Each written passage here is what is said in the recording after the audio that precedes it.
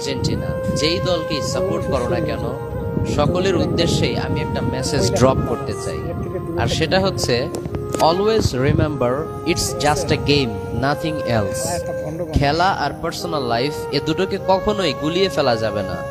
Always ইমোশনকে control করতে হবে, otherwise লাইফে কিন্তু সাকসেসফুল হওয়া পসিবল না।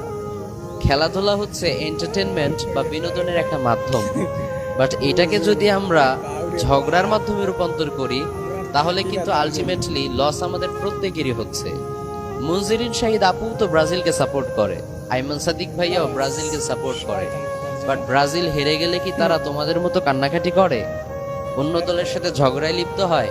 কখনোই তাদেরকে এগুলো করতে দেখবে না। এর কারণ তাদের একটা নিজস্ব লাইফের পারপোজ আছে, তাদের একটা লাইফের উদ্দেশ্য আছে। তাদেরকে মানুষ এই দলকে সাপোর্ট করার কারণে রেসপেক্ট করে না, তাদেরকে তাদের কাজের কারণে মানুষ রেসপেক্ট করে। ব্রাজিল ট্রফি পাক আর না পাক, আইমান সাদিক ভাইয়া কিন্তু ঠিকই ব্রিটিশের রানী এলিজাবেথের হাত থেকে ট্রফি পেয়েছে, মেডেল পেয়েছে। কাজেই মানুষ তাকে তার সাপোর্টের কারণে রেসপেক্ট করে না, তার অ্যাচিভমেন্ট বা তার অর্জনের কারণে তাকে রেসপেক্ট করে। সো নিজেকেও এরকম ভ্যালুয়েবল করে গড়ে তোলো, ব্র্যান্ডে পরিণত করো, যাতে করে তুমি কোন দলকে সাপোর্ট করলে সে জিতলো না হারলো এটা কোনো ম্যাটার করে না করে, মানুষ তোমাকে জাস্ট তোমার কারণেই রেসপেক্ট করে।